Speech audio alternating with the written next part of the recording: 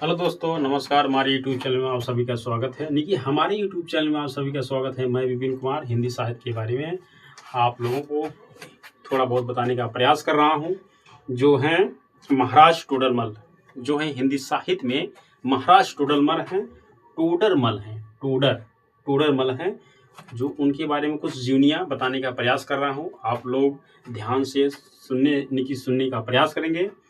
और इनका क्या होता है, इनका जन्म, इनका जो एक कुछ दिन शेरशाह के यहाँ ऊंचे पद पर थे। ये कुछ दिन क्या, कौन? टोडरमल जी ये शेरशाह के शेरशाह के यहाँ के शेरशाह के घर या शेरशाह के यहाँ ऊंचे पद पर थे। ऊंचे पद पर थे, ओहदपा थे, ऊंचे पद पर थे। और पीछे अकबर के समय में भूमकर विभाग में मंत्री हुए थे।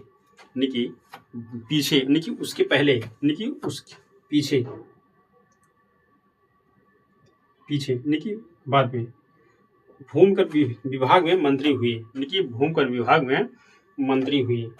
इनका जन्म क्या होता है 1550 ईस्वी में। इनका जन्म 1550 ईस्वी में होता है। किसका? टोडरमल का।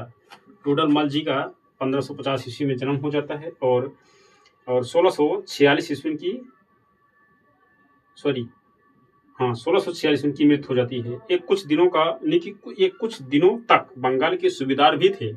देखो, टोडरमल बहुत पढ़े लिखे विद्वान थे और सोचो भूमकर विभाग में मंत्री भी हुए थे।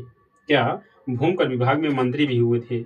आजकल जो शिक्षक होते हैं मंत्री तक पद नहीं पहुंच नहीं पाते हैं।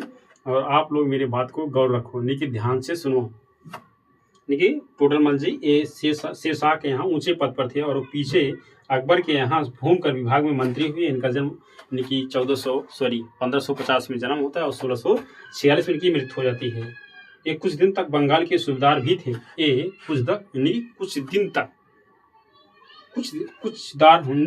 बंगाल के सूबेदार भी थे। ये जात के खत्री थे। ये जात के खत्री थे। इन्होंने शाही दफ्तरों में हिंदी के स्थान पर फारसी का प्रचार प्रसार किया है। इन्होंने शाही दफ्तरों में जो शाही दफ्तर था, हिंदी के स्थान पर फारसी का प्रचार प्रसार किया था। जिससे हिंदुओं का झुकाव फारसी की शिक्षा की ओर बढ़ गया।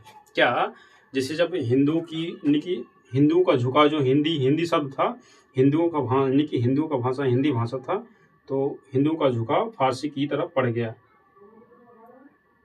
उन्हीं की ओर